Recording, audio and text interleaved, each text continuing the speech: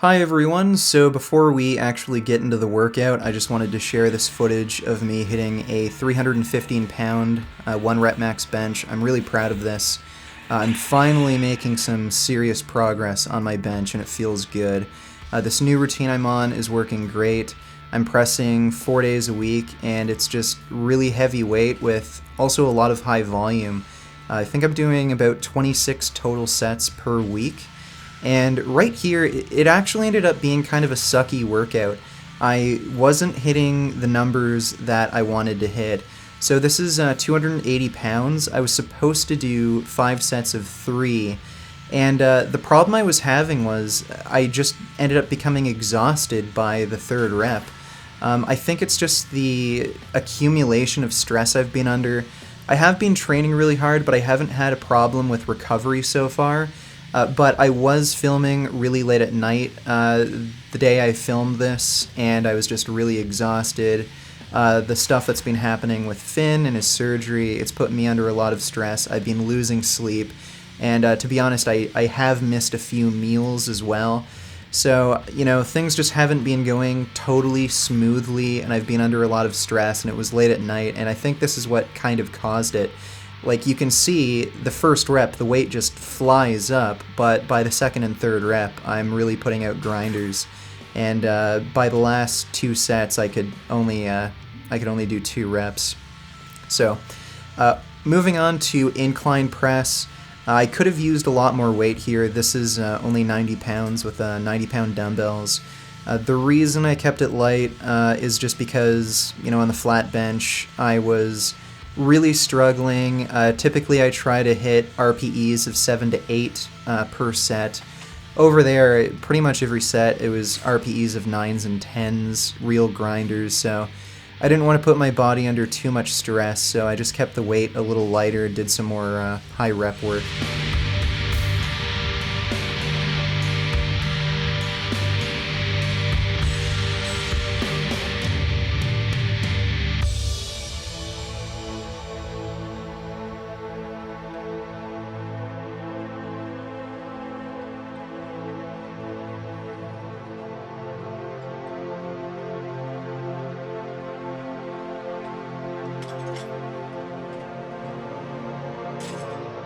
Insane view.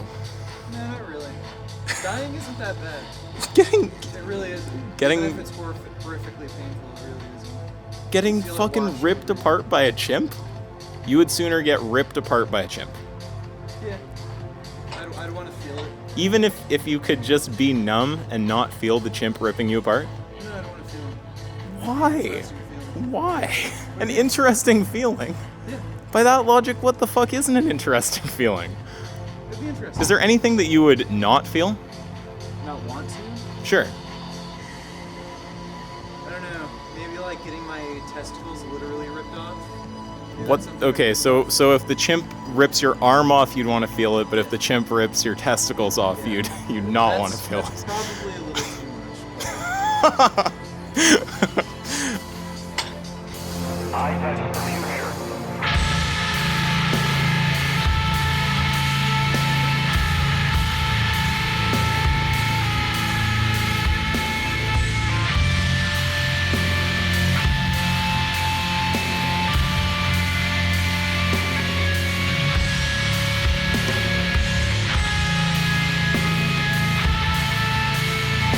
So in between incline dumbbell presses and dumbbell shoulder presses, I did do 5 sets of pull-ups to failure.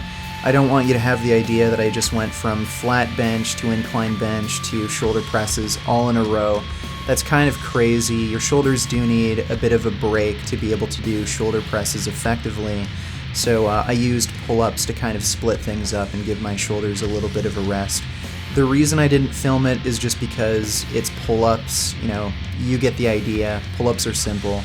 And it was late at night also. I didn't want to make things drag on for too long. I was already getting kind of tired and bored, and I just wanted things to run smoothly. So right here I'm working with 90 pounds. I managed to do 4 sets of 5. This isn't technically an improvement from last week. I am using the same weight, set, and rep range. but I would still say it's an improvement just because the weights are flying up a bit easier. It's feeling lighter, so I'd still say that's progress. I also just prefer using dumbbells on these sorts of exercises like incline presses and shoulder presses. I just feel like I get a more natural range of motion. It's easier for me to control the weight and just feel strength in the movement. For some reason, just when I use barbells for incline presses or shoulder presses, it just feels like I'm being inhibited. It's probably something more to do with just not having as much experience using a barbell with these lifts, and I've just naturally gravitated towards dumbbells. But it's fine. I've been making progress in these lifts just using dumbbells, so I stick to dumbbells.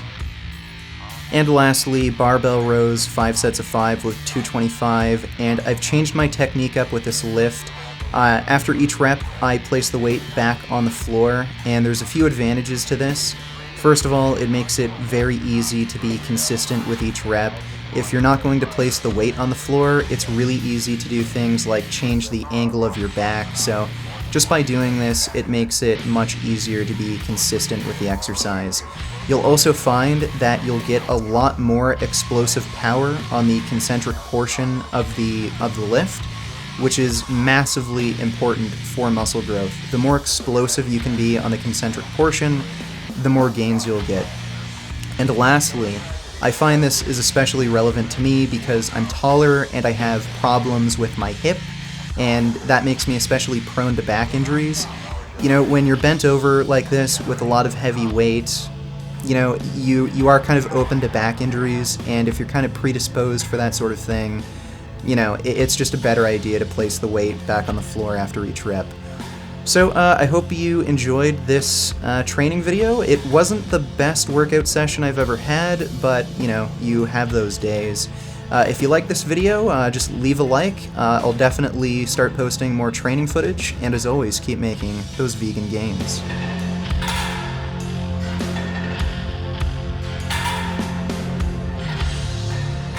Beef. What a relief. When will this poisonous product cease? This is another public service announcement. You can believe it or you can doubt it. Let us begin now with the cow. The way it gets to your plate and how.